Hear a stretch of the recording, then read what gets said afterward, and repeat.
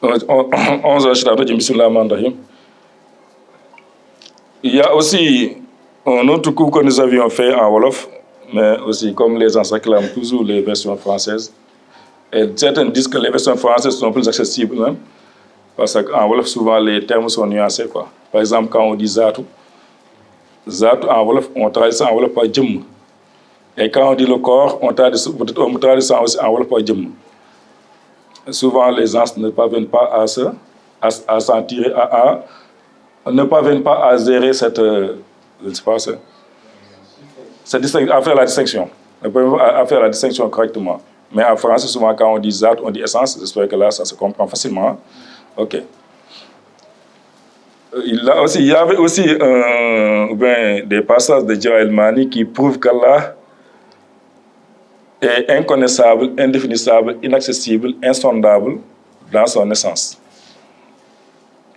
Beaucoup de gens pensent que quand nous disons qu'Allah est inconnaissable, inaccessible dans son essence, nous nions l'accès à Allah subhanahu wa ta'ala. Non, nous nions pas l'accès à Allah subhanahu wa ta'ala.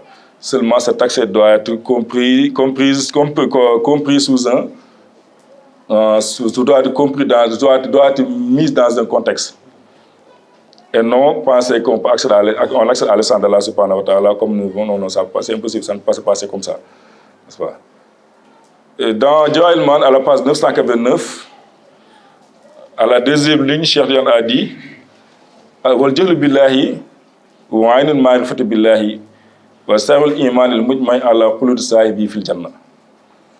Le Cheikh a dit wal jahlu billahi, la méconnaissance d'Allah subhanahu wa ta'ala, wa aynul ma'rifati billahi, c'est la quintessence de la connaissance d'Allah subhanahu wa ta'ala.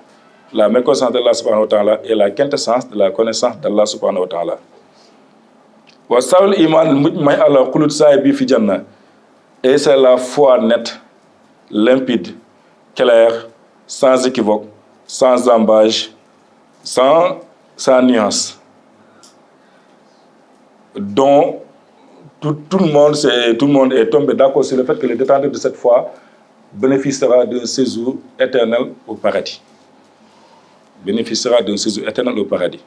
Donc là, si vous voyez, c'est un peu contrasté, parce que le Cheikh nous dit la méconnaissance d'Allah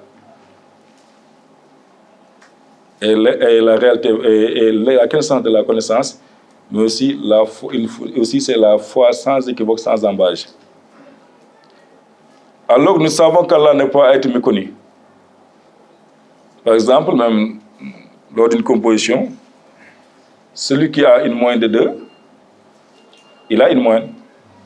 Seulement, la moyenne est insuffisante. On ne peut pas dire qu'il n'a pas de moyenne. Il a une moyenne. C'est une moyenne en Diouf. Il a une moyenne de 2. Mais seulement la moyenne est insuffisante. Donc même les mécréants n'ignorent pas Allah subhanahu wa ta'ala. Ils connaissent Allah.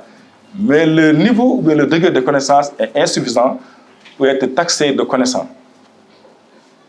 C'est ça qui est insuffisant pour le cas qui est insuffisant. Donc, si on se limite là, mais ça scandaleux. Mais le Cheikh, au troisième paragraphe, il a amené des éclaircissements en disant au Djihlu Sani est la deuxième ignorance. Il dit encore faut vous dire bil haqiqati lazi wa kullu zati min hisma hiya. Cette ignorance, c'est quoi? C'est l'ignorance de la réalité pure dans sa visionnalité. C'est l'ignorance de la réalité pure dans sa visionnalité. Donc, c'est ignorer la réalité pure. Hisma hiya. De wahazal jahlu فإن هذا الجهل هو سهل الإيمان وكمال معرفة بالله. Il a dit que c'est cette ignorance qui est la réalité profonde de la foi, mais aussi qui est la connaissance parfaite d'Allah subhanahu wa ta'ala. C'est-à-dire, quand on parle d'ignorance, ce n'est pas ignorer Allah comme à l'effigie des mécréants, mais c'est ignorer l'essence pure dans sa virginalité. Dans sa vision, dans sa pureté, dans son intégrité. N'est-ce pas? Ignorer cette essence, Cheikh Diane a dit que ça, c'est la connaissance parfaite d'Allah subhanahu wa ta'ala et c'est la foi nette, limpide, qu'elle est sans embâche ni équivoque. N'est-ce pas? Il ajoute is haqqatul hajji en tant que ma fait kuni ou haqqatul iman billahi, car l'incapacité ou l'incompétence d'accéder à l'essence pure et la réalité profonde de la foi en Allah subhanahu wa ta'ala. C'est-à-dire que donc, le fait qu'on se sent incapable, qu'on sait qu'on est incapable d'accéder à l'essence pure, ça montre qu'on a une foi ferme, qu'on a une foi intègre. Donc vous voyez que le Cheikh Ahmed Fils de Mohamed Tidjani nous fait savoir que l'essence allahique est inaccessible. Et même savoir son incompétence à accéder à l'essence, vraiment c'est ce que désire ce que doit désirer tout aspirant orthodoxe. Donc, il termine en disant quiconque prétend accéder à la connaissance de l'essence est un négateur. Quiconque prétend accéder à la connaissance de l'essence est un négateur, c'est-à-dire un mécréant. Donc, du coup, là, on voit qu'il nous défend même de prétendre accéder à la connaissance de l'essence allahique. Donc, c'est la raison pour laquelle nous disons que l'essence allahique est inconnaissable, indéfinissable, incernable, inaccessible, insondable. Mais heureusement qu'Allah n'est pas resté dans son absoluité. S'il était resté dans son absoluité, ça serait cramé. Hein? C'est cramé. Mais heureusement qu'il a existencié le prophète Mohammed sallallahu alayhi wa sallam. Et Cheikh Baye nous dit falawlaki yabqa al-haqqa nama duri walawlaki yabqa daiman al-mawasili. N'eût été toi le prophète, la réalité absolue resterait dans son absoluité sans être connue. N'eût été toi le prophète, la réalité absolue resterait dans son absoluité sans être accessible. Donc, si on accède à Allah subhanahu wa ta'ala, si on connaît Allah subhanahu wa ta'ala, on le doit au prophète Mohammed sallallahu alayhi wa sallam. On le doit au prophète Mohammed sallallahu alayhi wa sallam. Et Inch'Allah, on fera un cours spécial sur le prophète Mohammed sallallahu alayhi wa sallam pour montrer que même ce prophète n'est pas cernable. Non, ce prophète n'est pas cernable. Car même les plus grands itinérants, à l'instar des pôles, des prophètes, des envoyés, l'itinérance ne peut pas atteindre, malgré la grandeur de l'itinérance, ne peut pas accéder au secret, c'est-à-dire au sir du prophète Mohammed sallallahu alayhi wa sallam. Donc là, ce secret-là, le crypté, ne peut pas connaître ou accéder au secret du prophète Mohammed sallallahu alayhi wa sallam, son sir. Donc, à fortiori, prétendre accéder à l'essence allahique, vraiment n'est que pure illusion et profonde utopie. Ou bien c'est de la prétention, et il faut être trop prétentieux pour pouvoir oser prétendre accéder à l'essence allahique, ou même il faut être idiot ou inepte pour pouvoir prétendre à ça. Parce que comme on dit, la témérité c'est le courage d'un fou.